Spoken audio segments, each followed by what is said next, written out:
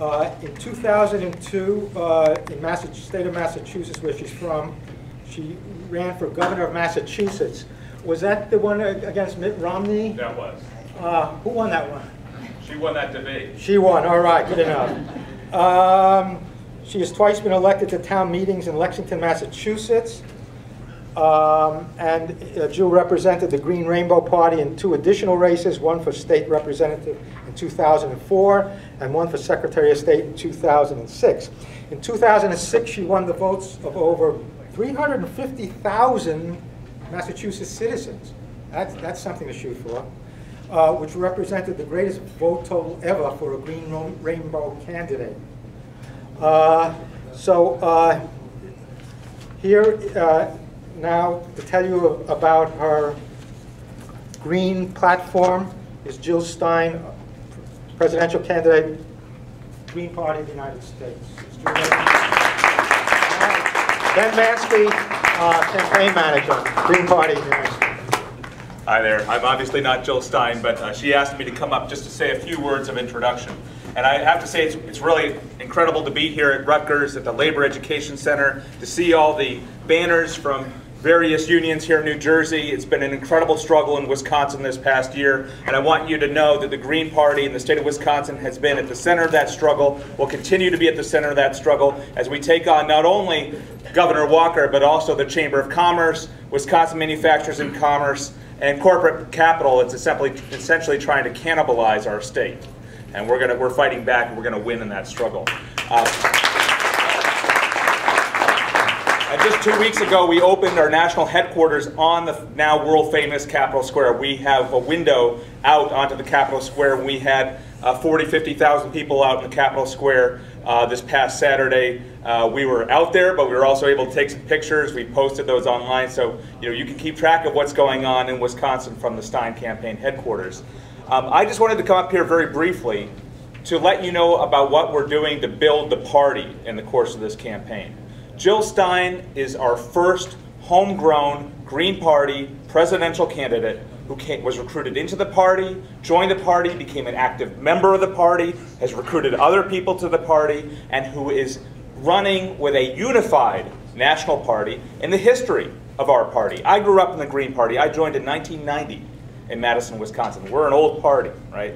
And now going on 38, so I've been around for a long time. She is the first candidate who has had the capacity to unite the Greens and also to attract new people into the party. So what we've been doing in the course of this campaign is that Dr. Stein has been traveling around the country, New Mexico, the upper Midwest, Indiana, California, New England. She's heading down to the Southeast. She's been to the Mid-Atlantic a number of times. She's been to Delaware. I don't think any other presidential candidate has been to Delaware this year. She's out there working to help parties that had lost their ballot access to get back on the ballot. She went up to New Hampshire. They began petitioning. We launched the New Hampshire ballot drive. Vermont. We got the party on the ballot in Utah. We did it. The campaign paid for that. We got volunteers together. We've done that. We've hired staff in New Mexico to get them on the ballot. We're about to hire staff in Pennsylvania, Indiana, and Illinois to coordinate those ballot drives. That is our top priority for the next 4 or 5 months. Part of the reason why that's able to be a priority for us is because we've been doing very well in the presidential primaries. Dr. Stein won the 8th of 8 primaries that have taken place. She won Virginia's primary just last week. She's 8 for 8. She's won more than 66% of the vote in every single state that has voted so far. So when I say she's a unifying candidate, I'm not kidding. And so I just want to let you know that when you donate to this campaign, when you help us to achieve federal matching funds, we intend to be the first Green Party presidential campaign to win public financing, right? To get federal matching funds. When you help us to do that today and in the coming week and put New Jersey on the map, you are helping to fund and to inspire this ballot access campaign that's going to put the Green Party on the ballot in over 40 states. We're shooting for 48 states. Indiana is our final threshold. We're going for Indiana. And I just want to let you know that the money's well spent. It's going directly to that field organizing campaign. You're going to hear from Dr. Stein in a moment, but I just want to give you a little bit more information about the Matching Funds program, how that works. The way it works is like this. We have to raise $5,000 in each of 20 states. Okay? Unfortunately for us, it can't be two $2,500 contributors in each of those states. It's more democratic. And what that means is that we have to raise money in increments of $250 or less, right? That counts towards qualifying for matching funds. So what that means for the state of New Jersey is if we get 20 people to give $250 or more, you know, New Jersey is qualified. If we get 50 people to give $100 or more, New Jersey is qualified. If we get 100 people to give $50 or more, New Jersey has qualified. There are 5 states that have qualified for federal matching funds already. New Jersey is almost halfway there already, right? You guys need to be one of the next 5 states to qualify for federal matching funds. And so what I'm going to ask is that after you've heard Dr. Stein and had a chance to talk to her, please dig deep and make a contribution that will bring you to that $250 amount today. If you've already donated $100, donate $150 if you can, right? If you can, think about it, and if you can do that, make that donation. If everybody here donated $250 today or brought yourself to that level, New Jersey's done today, right? If it's only $50 or $100, you know, make that donation too. So I'm here not to provide the inspiration, but just to provide the information about what we're doing on the ground. And I'll finish with this. I'm from Wisconsin. I'm a proud Wisconsinite. If you ever meet Wisconsinites, you'll know we're a proud lot. We know our heritage. We know our heritage of progressive independent politics. But my family's from Boston. And I had, you know, to visit my grandparents like a good grandson fairly often. And I was visiting them in 2002. And I heard that Dr. Stein was running. And I heard people all around the country talking about what an incredible candidate she was. And I went down there to watch one of those debates. And I'll tell you, there was a reason why the Boston Globe said that she was the only adult in the room and that she won those debates. And I'm looking forward to seeing Dr. Stein debate Mitt Romney, debate Barack Obama as our nominee. Please welcome the woman who has inspired people around the country to join the party, Dr. Jill Stein of Massachusetts.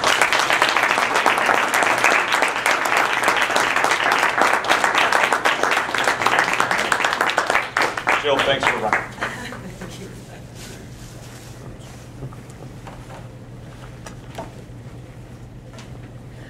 Well, it's really great to be here, and I feel like I'm here to be inspired by you, which is the reason that I'm in the Green Party. And I find at every place that I go to, I'm meeting more Greens every time who just affirm for me why this is absolutely the right place to be at absolutely the right time, that all of us have a really critical role that we've already played in bringing us to this very historic moment. Can you hear me okay, by the way? Okay, all right, great.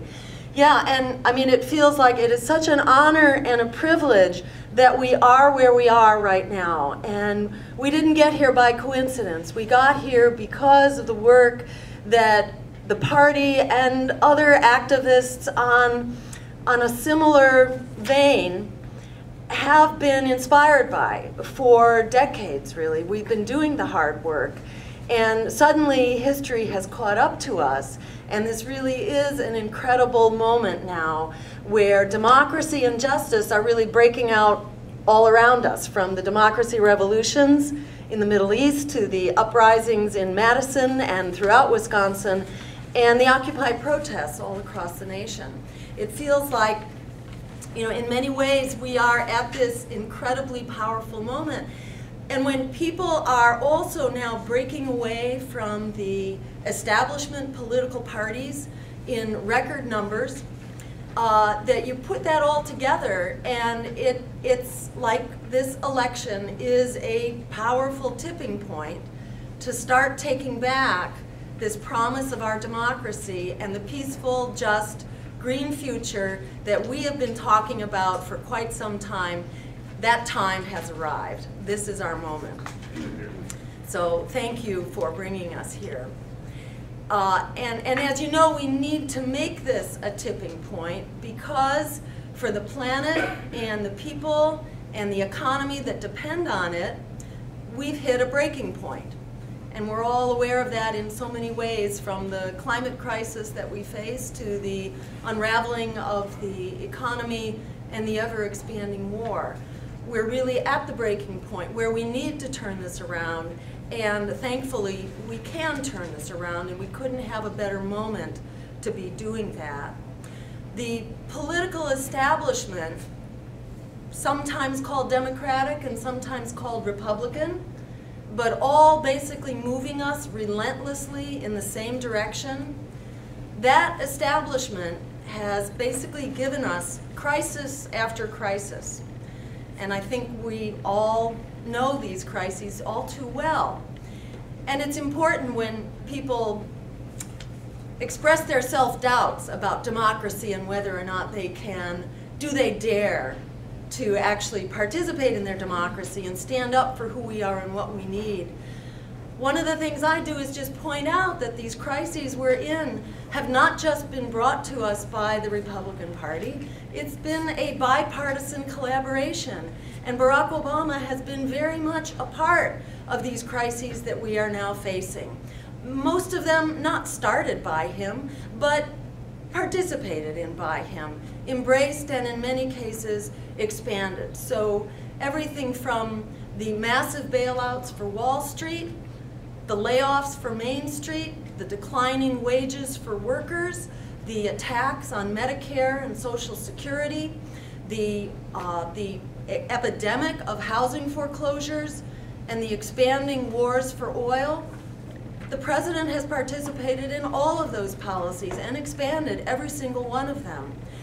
They are privatizing education.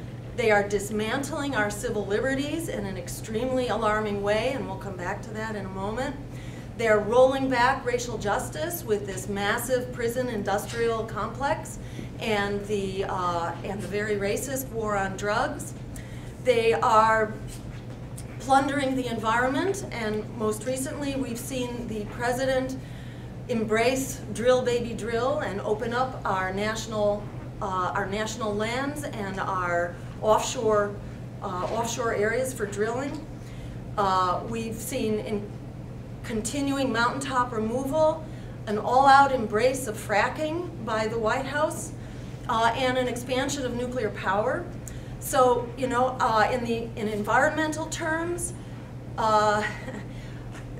both parties have very much collaborated on the crisis that we're in, and in plunging us into this climate crisis, particularly with the undermining of the international agreements at Durban, and the president's recent celebration of the building of the Keystone Pipeline and the beginnings of that pipeline. So in every way, this has been very much a bipartisan effort, and we are in crisis. But the wonderful thing is that people are standing up in a way that we haven't seen really, the world hasn't seen in generations. And we are very much a part of that effort. And thanks to the likes of you, people are standing up, and we are providing the leadership. We as Greens and we as activists and we as the grassroots are really pointing the direction that we need to go in, that will never be provided by the insiders and the defenders of business as usual inside of Washington, D.C. So this movement that we are a part of for democracy and justice, it is alive and well at the grassroots. It deserves to have a voice in this election and a choice in the polls in November, so that people aren't walking into the polls and having to pull the lever for one candidate or another who are all sponsored by Wall Street and K Street, because we will be the only alternative on the ballot, and thanks to you, we will be on the ballot, we hope, as Ben said, in 46 or 48 states.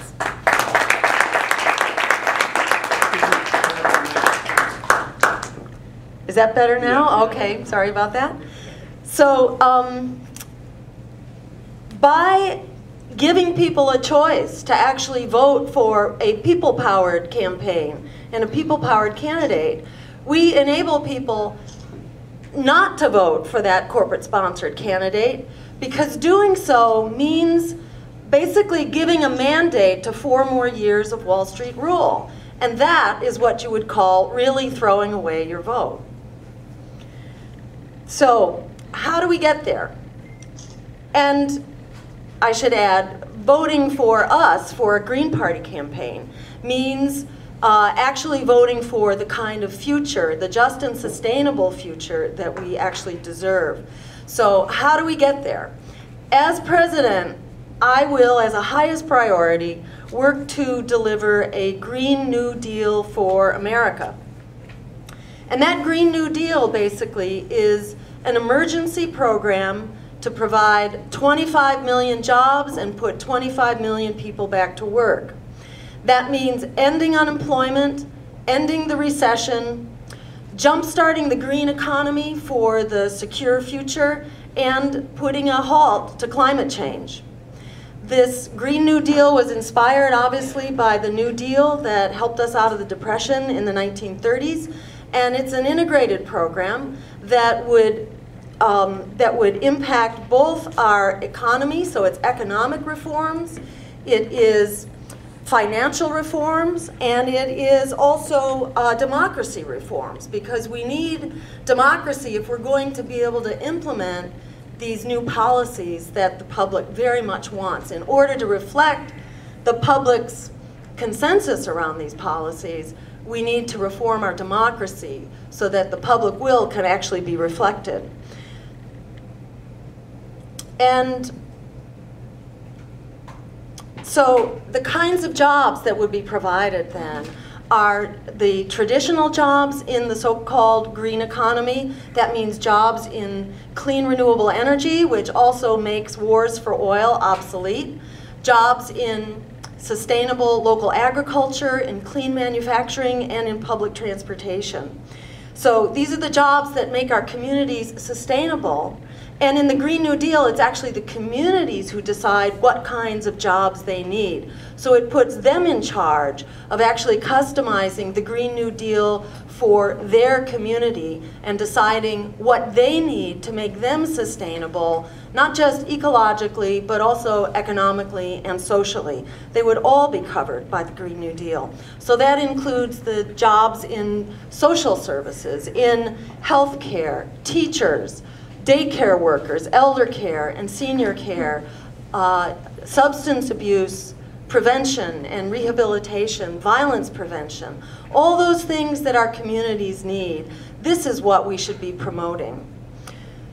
So these jobs would be nationally funded but locally controlled, and a whole variety of jobs, a spectrum of jobs, including both public works and public services, as well as worker-owned cooperatives and community cooperatives and small businesses as well. This is about jump-starting a whole new economy that's not just to get us out of the recession, but actually to transition us into a sustainable and healthy economy for the long haul.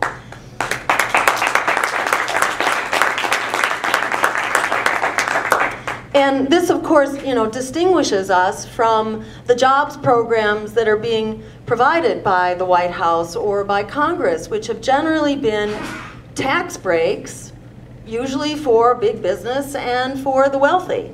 And as you probably know, tax breaks do not create jobs. We know how to create jobs. This is how we got out of the Great Depression, or at least most of the way out of it. So this is not some academic hypothetical idea. This is a real program that actually works, puts real people back to work in real jobs. There's no excuse not to do that now. And of course, it takes a Green Party to do that, because the corporate-sponsored parties wouldn't think about ending unemployment. And that's what we're going to do, actually, is end unemployment, period. The corporate-sponsored parties can't do that because their sponsors, their corporate sponsors who pay their bills, use unemployment and the threat of unemployment to keep wages down and keep their profits up. And unfortunately, they are accomplishing both of those things. Wages, real wages, have been steadily going down for 30 years, and they are still going down, even as corporate profits continue to skyrocket and reach all-time highs. So it really takes a Green Party to make this kind of change, and that's what we're going to do.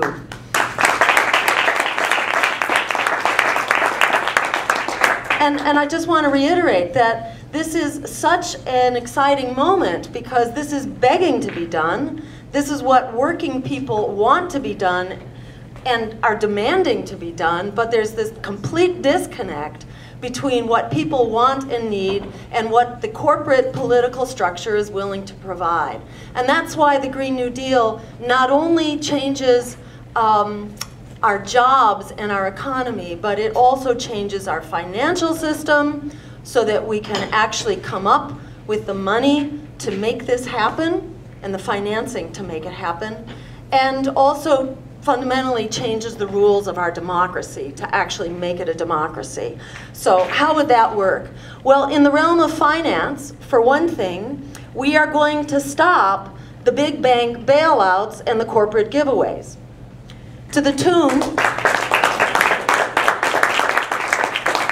and as you know, this is not small change we're talking about. It's not just the TARP program, which is the off-quoted figure of some $800 billion.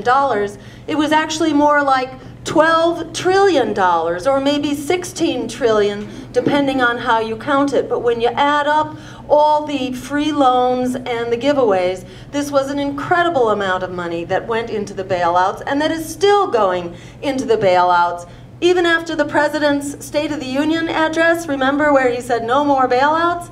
What did he do? You know, he turned around and gave another $25 billion bailout, basically, for the robo-signing deal with the big banks, basically giving them a free ride, insuring them against further liability.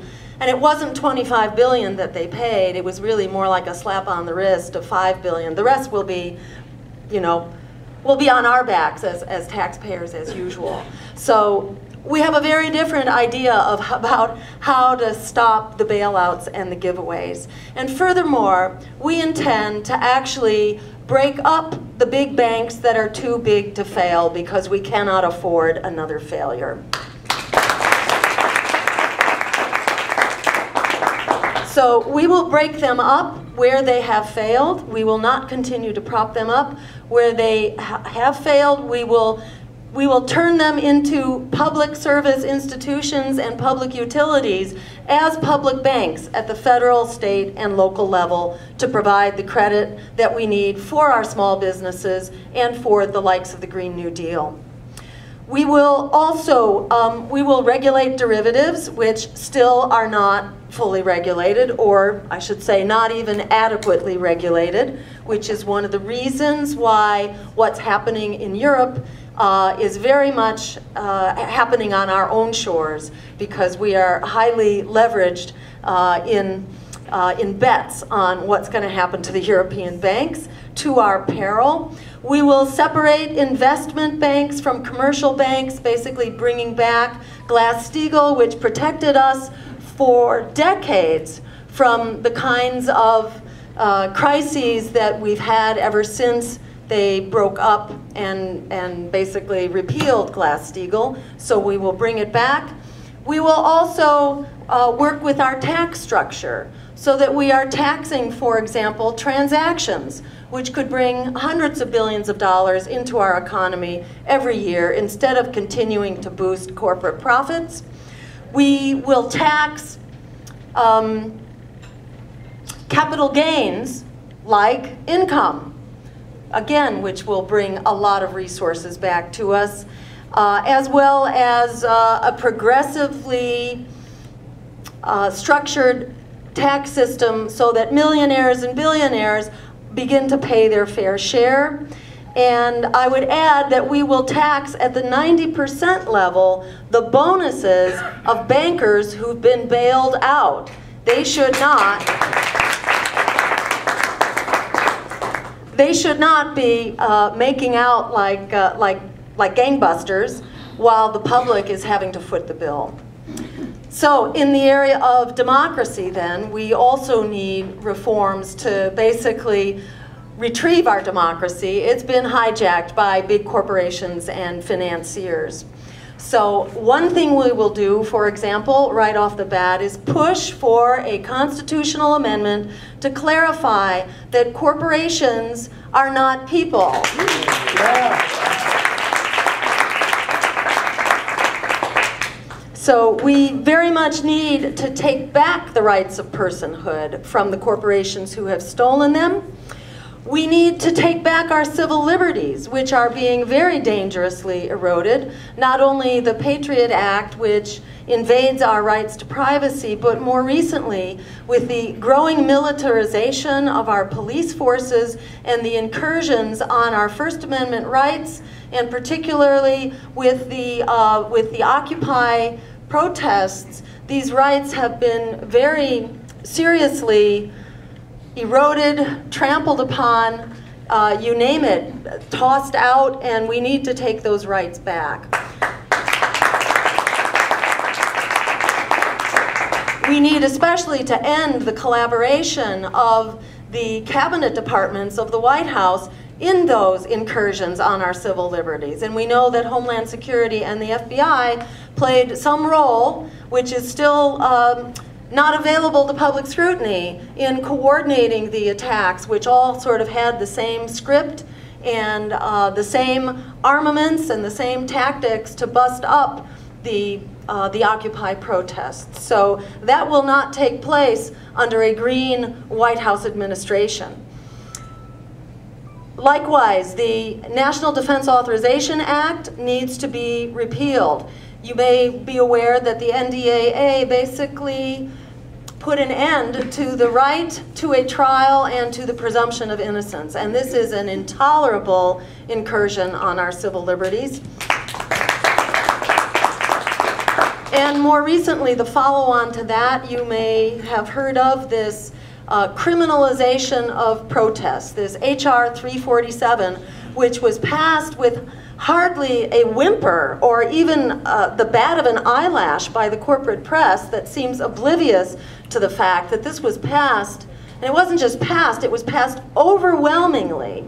And what an incredible indictment of both parties. It was only 3 Republicans, actually, in the House who dared to vote against it. And this is the law that basically can change the ground right under your feet. So if you are at a demonstration, the ground you're standing on may be suddenly declared a site of special national security, and without your knowledge, you have become a felon for violating that special national security, which might be granted at a sports event or a Hollywood event. Whatever the president and the security associations decide is of great importance, suddenly you are very much at risk for simply being on the ground that you are standing on, and you can be imprisoned for up to 10 years for it.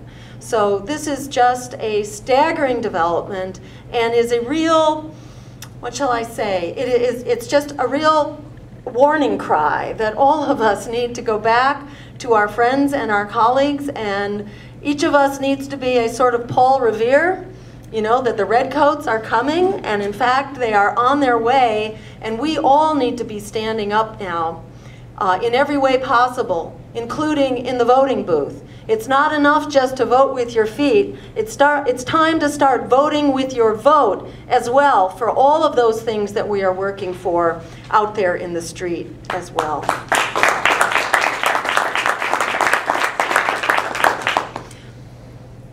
I would mention also a voter bill of rights, including as part of the democracy reforms that we'll be promoting through the Green New Deal, and that we will implement. If we get to the White House, we will implement this. And I just want to comment briefly, how will we implement it? People often ask me that question. So if you wind up in the White House, how exactly are you going to govern with Democrats and Republicans? Well, the answer to that question is that the real people who govern this country are not those who sit in the halls of power. They are the everyday working people out in the street. That's truly the engine of our democracy. And the president, in my view, is not so much the commander-in-chief as it is the organizer-in-chief, who owes it to the voters of this country to inform them and empower them with each critical upcoming vote about what is going to be voted on, what is the bill number, and what is at stake. What are the 2 or 3 critical talking points so that they can get in touch with their elected officials, with their congressmen and women and their senators, and instruct them, which is what we are supposed to do as voters. Our elected officials are supposed to be taking instructions from us, not from the lobbyists and their corporate sponsors, but from us. And in the absence of our pressure, our communications, they will fill that void. But as organizer-in-chief, as president, a Green president will be empowering you to be the driver of how we will move forward. So this is how we will make those changes that we badly need to make without worrying whether it's Democrats or Republicans who have bought their way into the halls of power.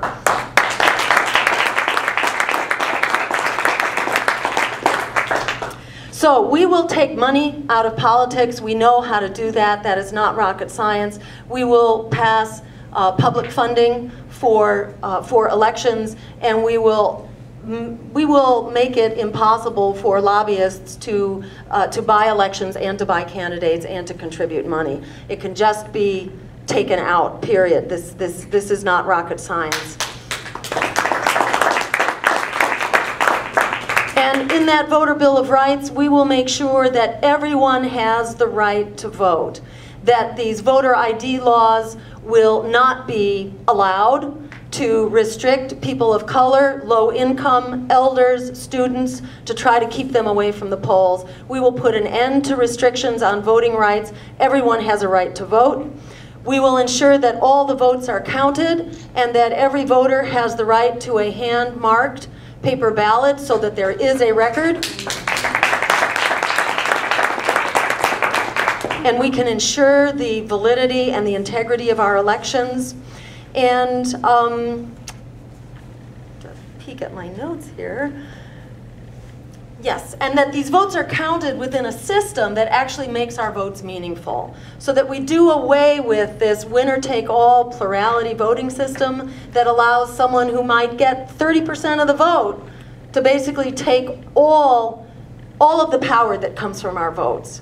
We need a voting system that actually reflects the will of the voters, and we can do that through what's called an instant runoff system or a ranked choice voting system. Are people familiar with that?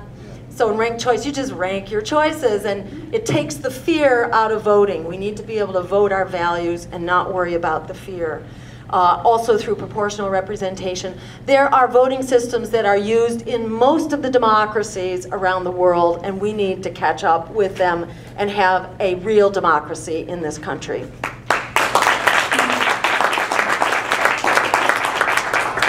A couple other quick mentions of policies that we will be promoting if we have the honor of serving in the White House.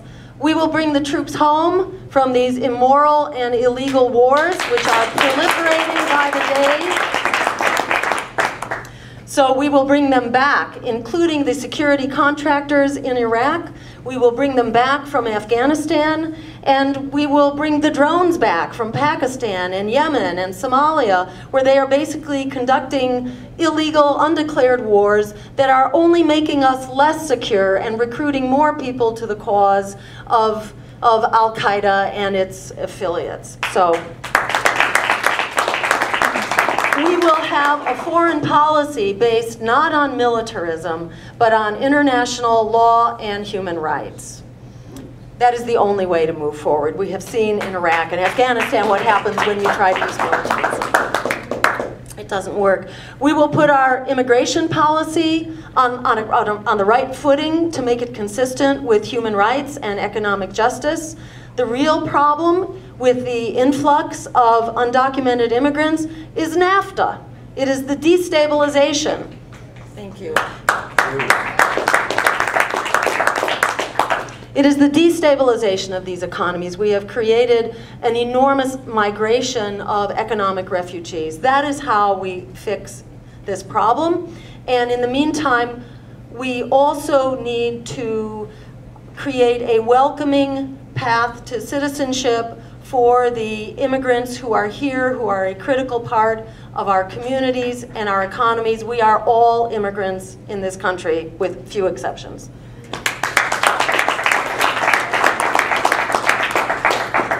And finally, we will legalize marijuana because it is a drug which is dangerous, because it's illegal. It's not illegal because it's dangerous.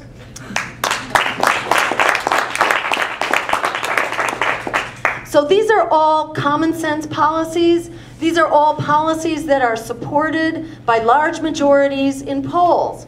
Why don't we have them? Well, I think we know the answer to that. It's because we don't have a functioning democracy. But part of that is this problem that many people who agree with these policies are afraid to vote for them. That there has been a very well-funded, conscientious campaign of fear that has been conducted, especially for the past 10 years. It's a fear campaign that tells us we dare not stand up, we dare not open our mouths, we dare not be heard, we need to vote our fears, not our values, and go along to get along. Well, what's different now than 10 years ago, excuse me, is that we now have about 10 years of experience with this illustrious policy. And we now definitively know the answer is in. Silence is not an effective political strategy. How's that lesser evil thing working out for you? Your job, your health care, your student debt, etc. It's not working out so good. And I do have to mention one issue that I neglected to mention, and that is student debt. I got to jump back to that for a second, because as you know, this is a huge issue too. And we actually believe, with good reason, that it is students that we need to bail out and not banks.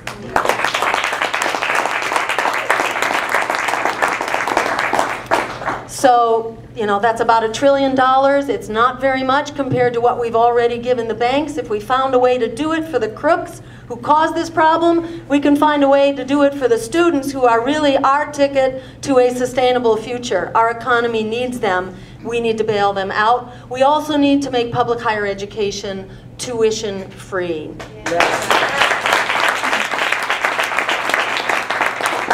We did it